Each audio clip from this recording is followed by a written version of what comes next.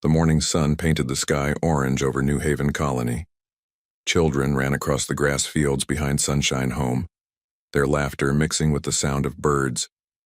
Jake Morrison stood on the command tower and watched them play. He had been the colony's defense commander for 3 years now. Every morning he did the same thing. He checked the sensors, looked at the sky, and made sure the children were safe. New Haven sat on Kepler 4M42b, a world far from Earth but close to several major space routes. Ships stopped here for fuel and supplies. Families came here to start new lives. But most importantly, children came here when they had nowhere else to go. The war between humans and several alien races had left many kids without parents. Sunshine Home took them in. 847 children lived in the big white building.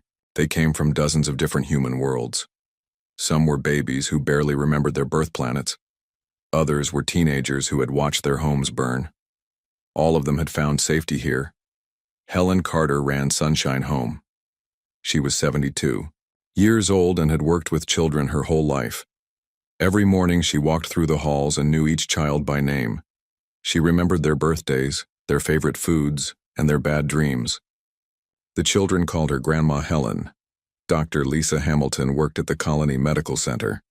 She had come to New Haven 5 years ago after her hospital on Mars was destroyed in the war. She treated everything from broken bones to nightmares. Many of the children needed special care because of what they had seen. Billy Chen was 8 years old and afraid of loud noises. The bombs that killed his parents on Kepler 186f still echoed in his head. He slept in a bed next to the window so he could see the stars. Sometimes he pretended his parents were up there watching him. Amy Rodriguez was 15 and helped take care of the younger children. She wanted to be a teacher when she grew up. She read stories to the little ones and helped them with their lessons. Amy had been at Sunshine Home for 4 years. She barely remembered her life before the war. The colony had about 15,000 people total. Most worked in the farms or the fuel stations. Others ran shops or fixed ships. Everyone knew about Sunshine Home. They all helped when they could. The baker gave free bread. The toy maker fixed broken games. The whole colony was like one big family. Jake Morrison knew the colony's defenses were weak.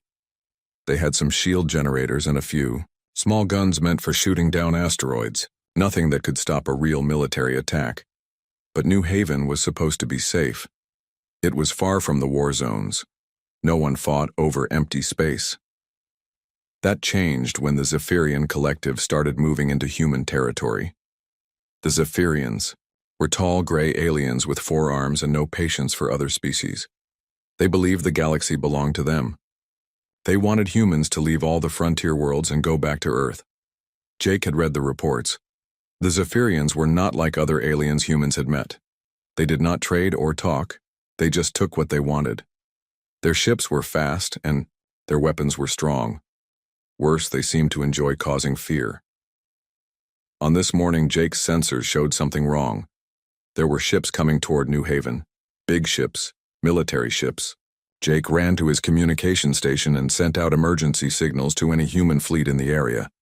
The closest help was 3 weeks away. Down at Sunshine Home, Helen Carter was serving breakfast.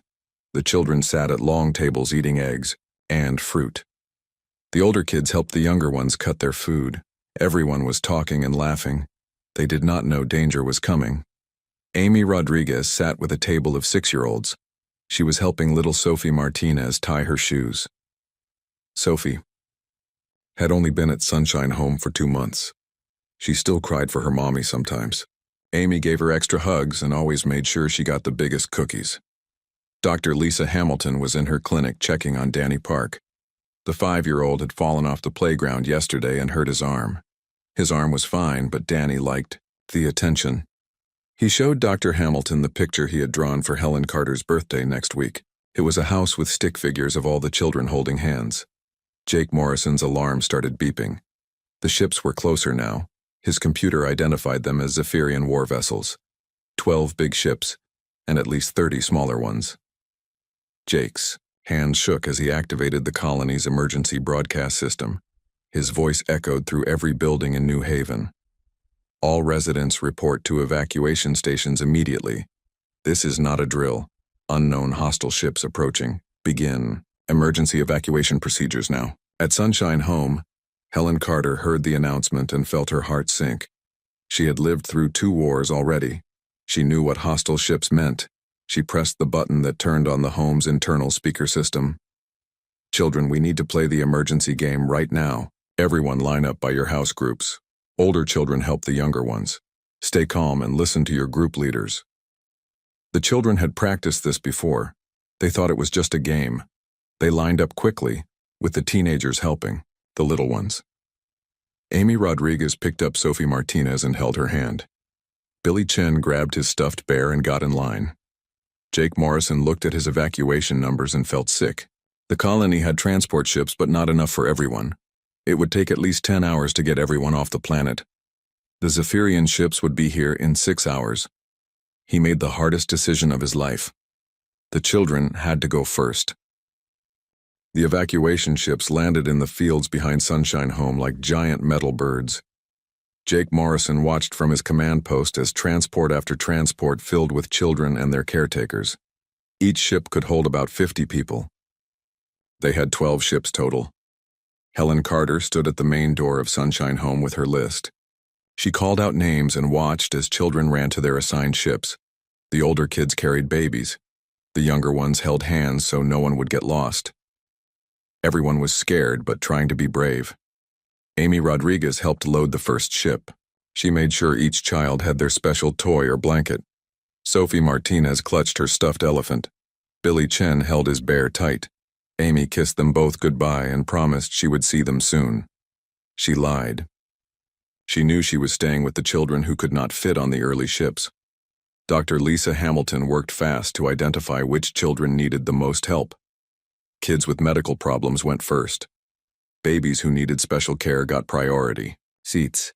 She made hard choices about who could wait and who could not. The ships launched every 30 minutes. Each departure took 47 children away from danger.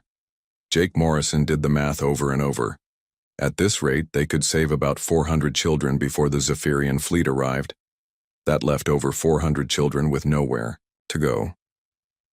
Pete Johnson was the colony's head teacher. He had taught many of the children at Sunshine Home. When the 4th ship launched, he made his choice.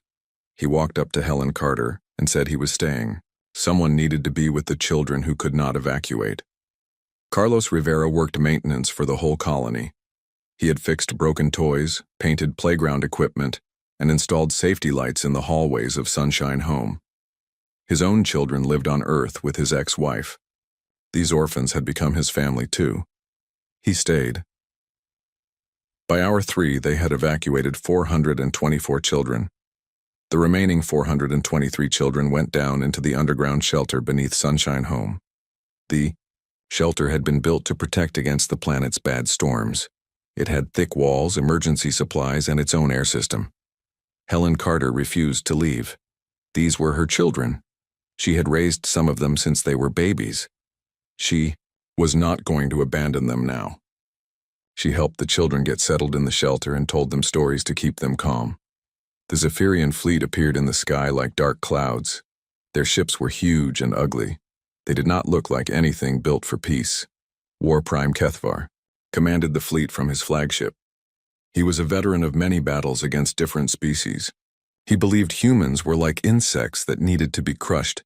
Jake Morrison received a transmission from the lead Zephyrian ship. The alien's voice was cold and mechanical through the translator. Human colony, you have 6 hours to evacuate this world completely. Any human presence after that time will be considered an act of war. We will cleanse this planet of your infection.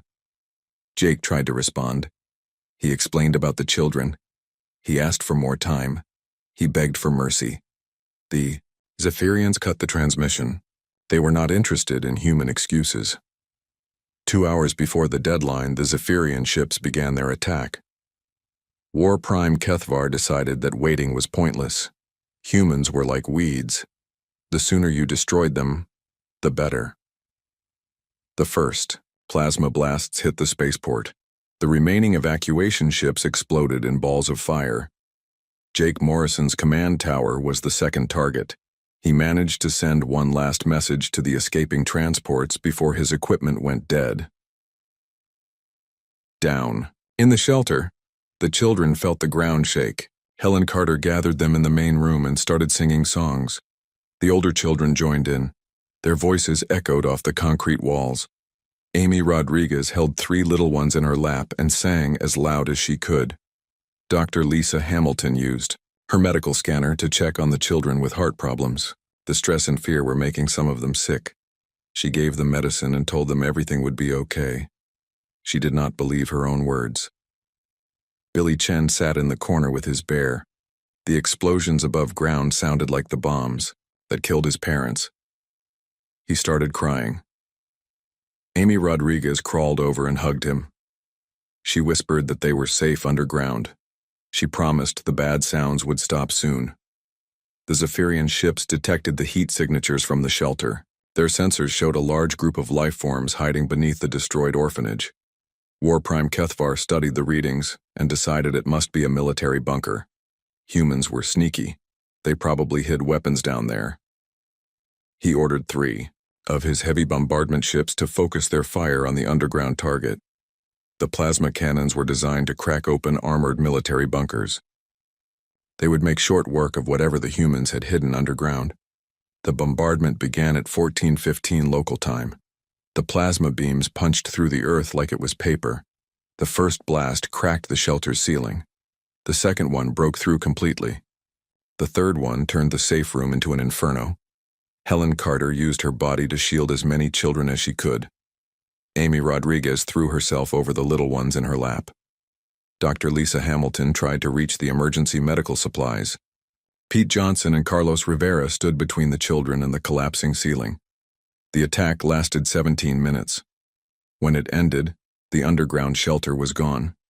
In its place was a smoking crater filled with melted metal and broken concrete. The playground above ground was nothing but twisted plastic and burned grass. Jake Morrison watched from his evacuation ship as Sunshine Home disappeared in flames. His radio crackled with reports from the other transports. 424 children were safe. 423 children were dead. All the adults who stayed behind were dead too. The Zephyrian fleet finished destroying the colony and left. They had sent their message. Humans were not welcome in this part of space. War Prime Kethvar was pleased. The operation had been quick and clean. The human infection had been removed. On the evacuation ships, the surviving children cried for their friends who did not make it out. They cried for Grandma Helen and Dr. Lisa and Amy Rodriguez. They cried for their safe home that was now just ash and smoke. Sophie Martinez hugged her stuffed elephant and asked when they could go back to Sunshine Home. Billy Chen rocked back and forth with his bear and did not speak at all. The adults on the ships did not know what to tell them. The news of New Haven reached human space 6 hours later. The reports were simple and horrible. The Zephyrians had bombed an orphanage. They had murdered children who were hiding in a shelter. They had killed people whose only crime was taking care of kids with no families. Across human territory, something changed, something dark and final. The Zephyrians had crossed a line that could never be uncrossed. They had killed children. Human children. And humans would never forgive them for that. The news spread across human space faster than any ship could travel. Every communication station, every news network, every military base received the same terrible report. The Zephyrians had bombed Sunshine Home. They had killed 423 children. Captain Steve Phillips was commanding a patrol ship near the Rigel system when the message came through. He read it 3 times before the words made sense. His daughter Emma had lived at Sunshine Home for 2 years after her mother died in the war. Emma was one of the children who made it to the evacuation ships. But her best friend Lucy did not. Steve. Philip sat in his captain's chair and stared at the report.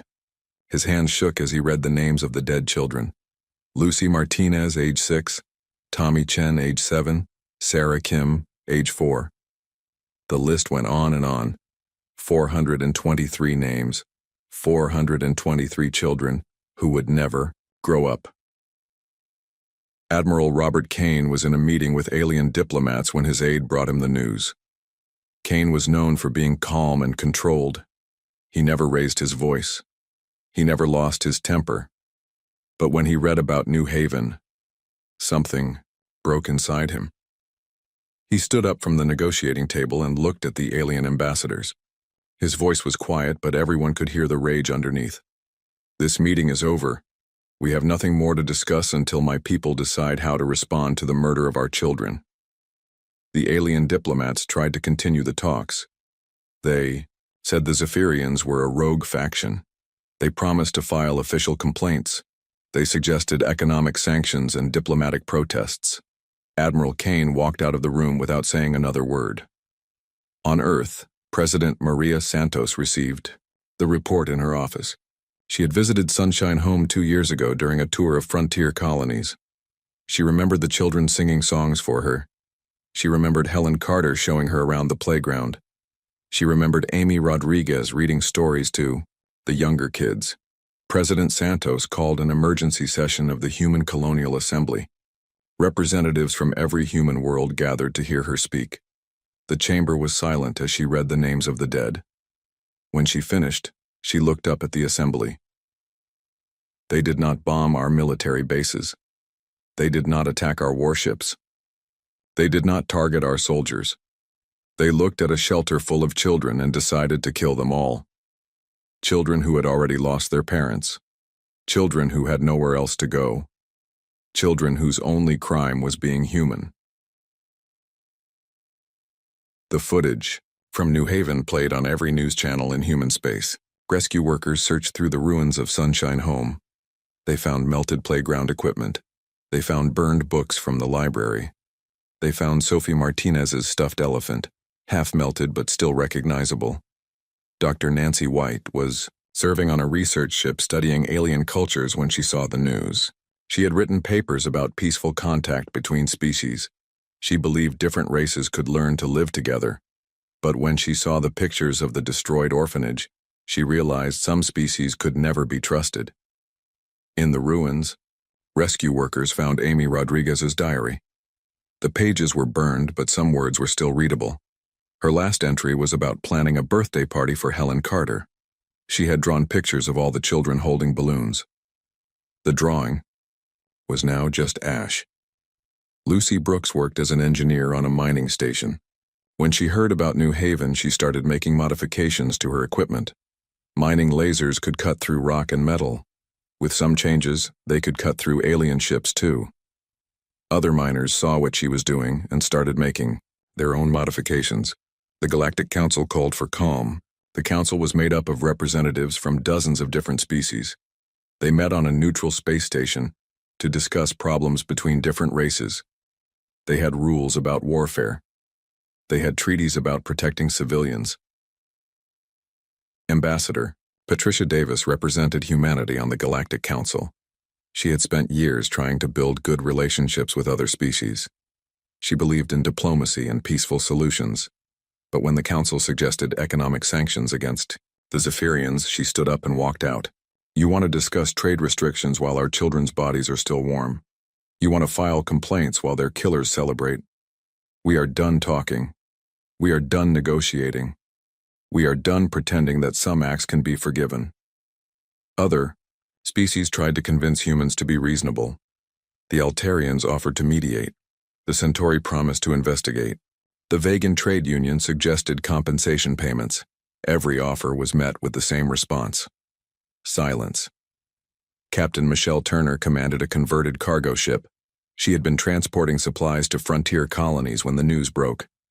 She changed course immediately and started heading toward the nearest human fleet base. Her cargo ship was not a warship, but it could be. Everything could be a warship if you were angry enough. Lieutenant Commander Tony Marshall was on leave when he heard about New Haven. He was visiting his family on Mars. His nephew was the same age as many of the children who died. Tony looked at the boy playing in the yard and thought about 423 children who would never play again. Fleet Command started receiving requests from every corner of human space. Ship captains asking to join the response fleet. Engineers offering to convert civilian ships into warships. Soldiers begging to be transferred to combat units. Everyone wanted to be part of what was coming next. The requests were not just from military personnel. Merchant captains offered their cargo ships. Mining companies provided their industrial vessels. Even research ships and passenger liners volunteered to join the fleet. Humanity was mobilizing for something bigger than a war. Jake Morrison survived the attack on New Haven. He was on one of the evacuation ships with the children who made it out. But he could not sleep. Every time he closed his eyes, he saw the explosion that destroyed Sunshine Home. He saw the crater where 423 children had been murdered. War Prime Kethvar received reports about human fleet movements. Ships were gathering from every direction, more ships than the Zephyrians had ever seen in one place. He was not worried. Humans were weak. They cried over their young instead of making new ones. The Zephyrian fleet could handle anything humans threw at them. But some of his officers were not so confident. The human ships were not following normal military patterns. They were not forming standard battle groups. They were just gathering, waiting, growing in number every day. It looked less like a military response and more like something else, something darker. On the evacuation ships, the surviving children from Sunshine Home asked when they could go home. The adults did not know what to tell them. New Haven was gone. Sunshine Home was destroyed. The only home these children had ever known was now just a smoking crater, but the adults made them a promise. The people who killed their friends would pay for what they did.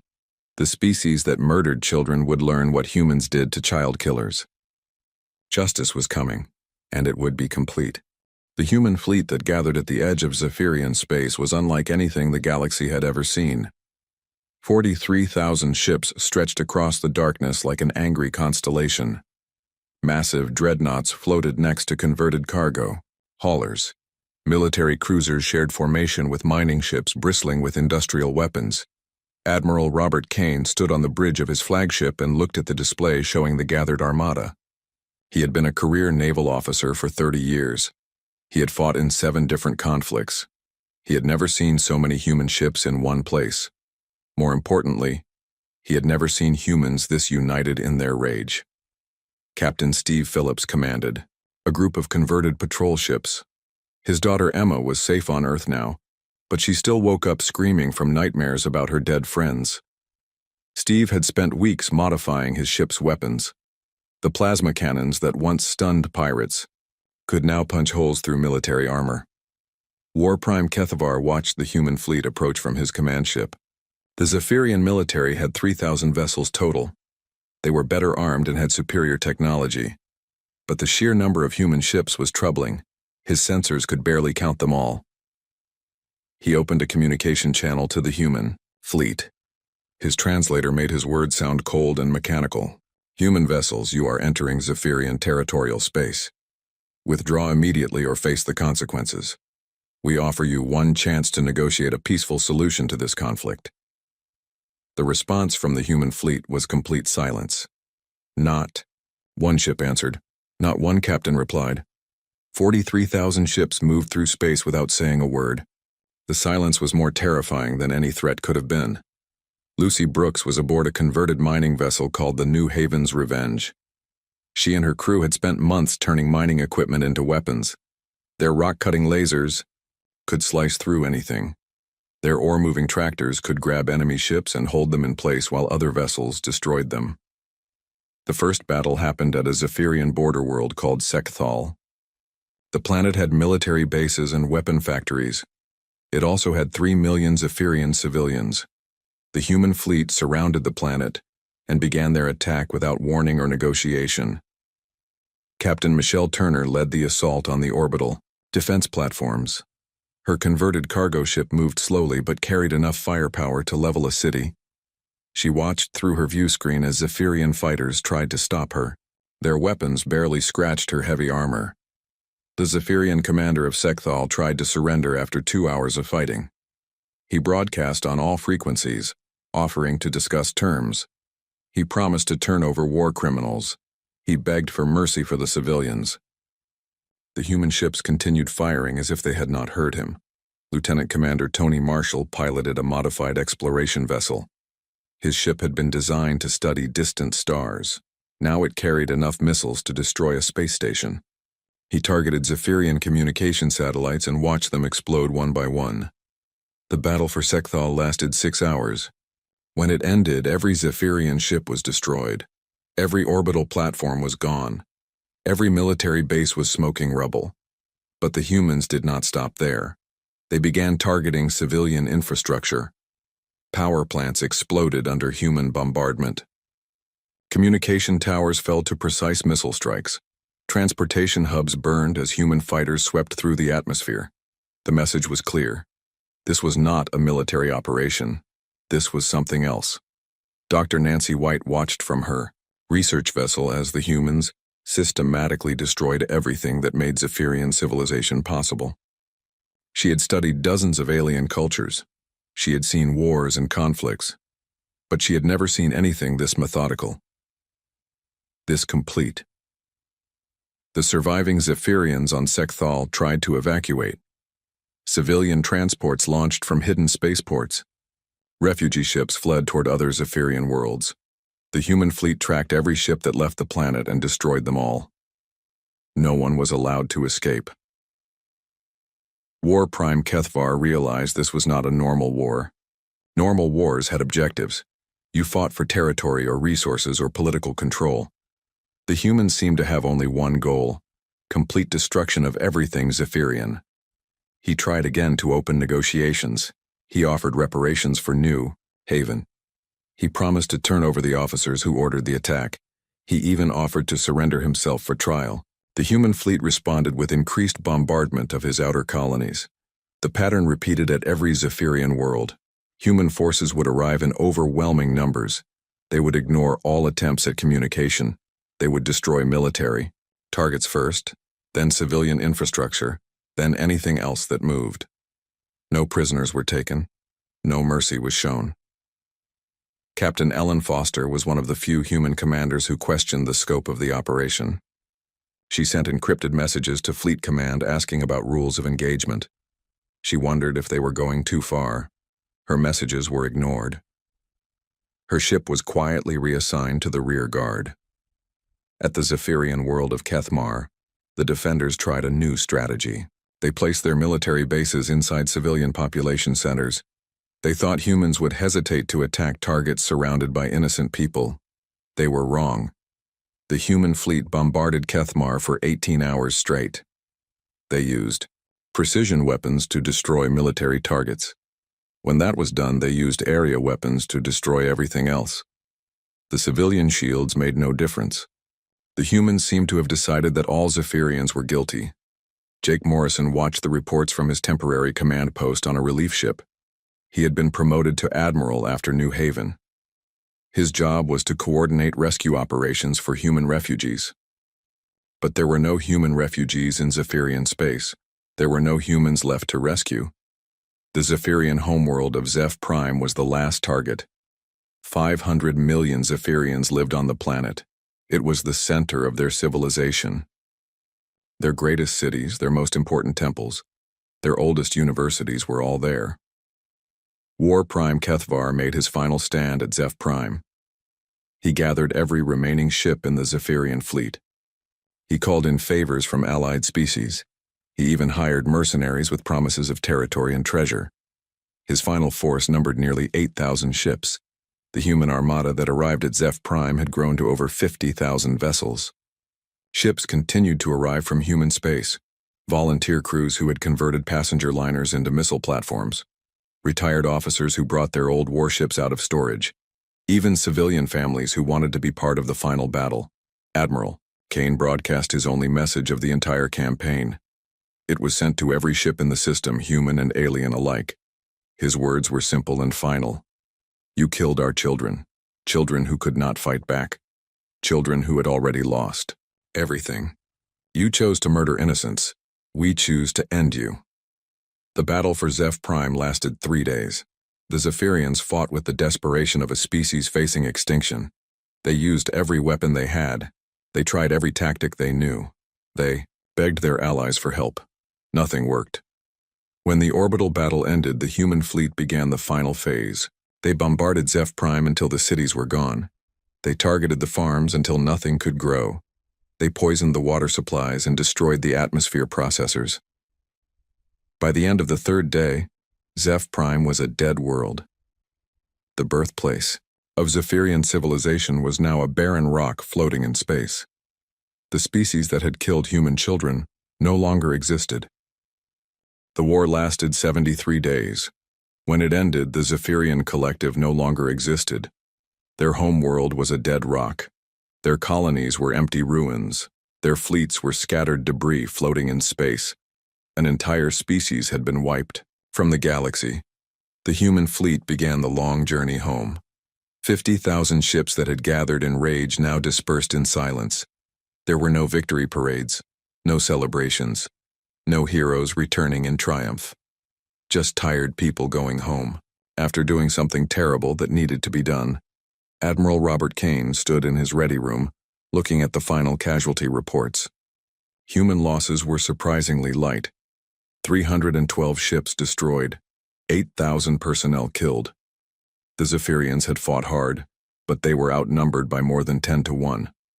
But the real casualties were harder to count. How do you measure the cost of becoming monsters? How do you calculate the price of genocide?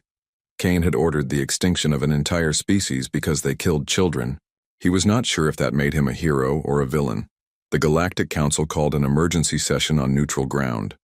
Representatives from 40 different species gathered to discuss humanity's actions. The debate lasted for weeks. Some called it justified revenge. Others called it the greatest atrocity in galactic history. Ambassador Patricia Davis represented humanity at the hearings. She sat at the defendants' table and listened to species after species condemn her people. They talked about proportional response and civilized warfare. They quoted laws about protecting non-combatants and preserving civilian populations. When they finished, Davis stood up to give humanity's response. Her voice was calm and steady. She did not apologize. She did not make excuses.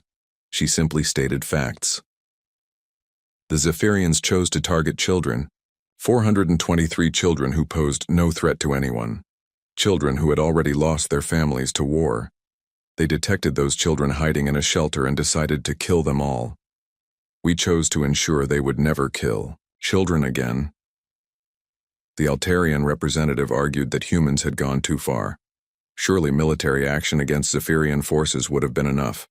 Why destroy civilian populations? Why wipe out an entire species? Davis looked at him with cold eyes, because we wanted to be absolutely certain. We wanted every species in this galaxy to understand what happens when you murder human children. We wanted to make sure no one would ever make that choice again.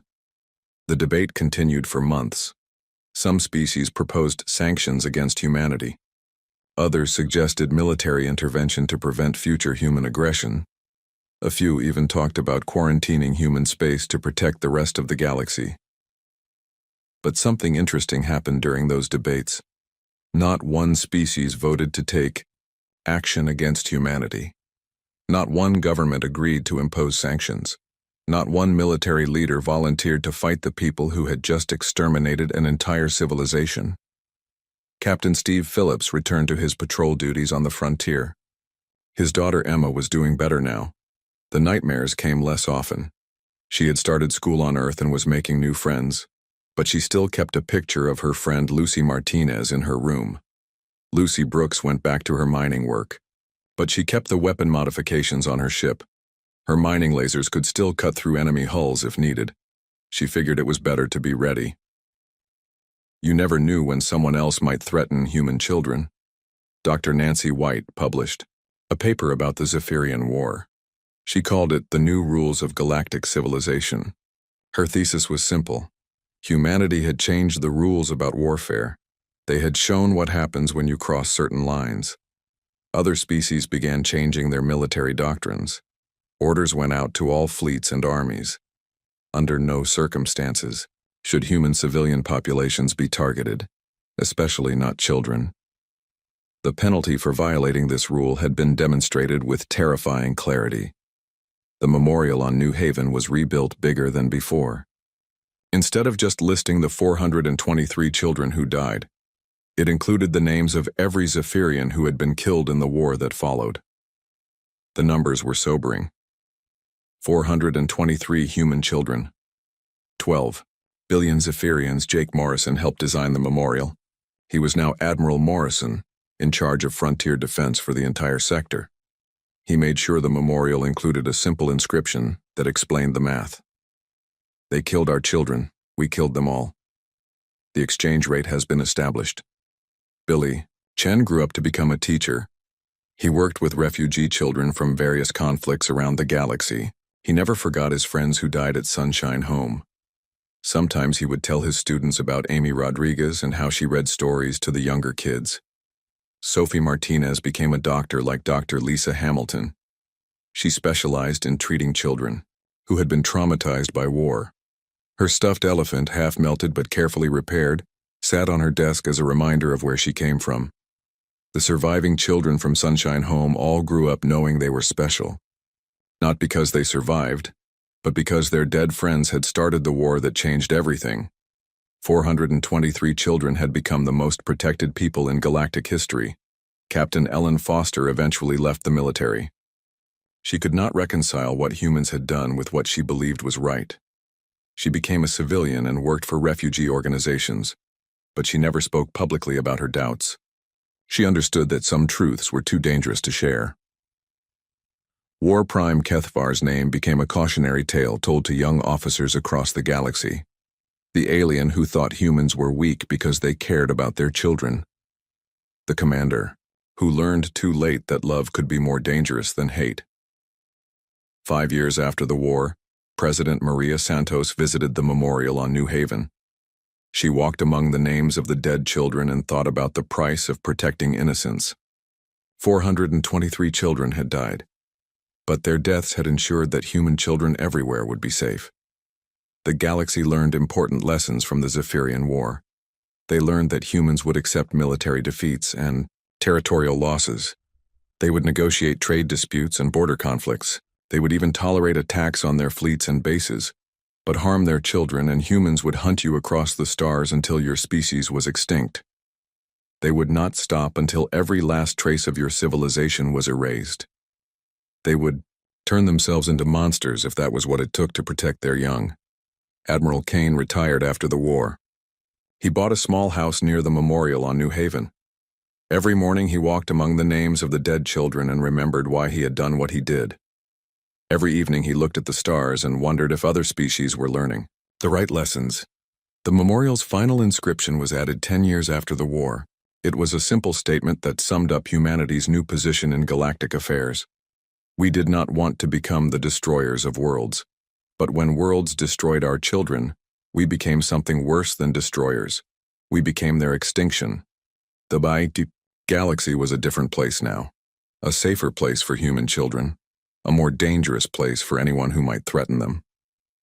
The price of innocence had been paid in full, and the receipt was written in the ashes of an entire civilization.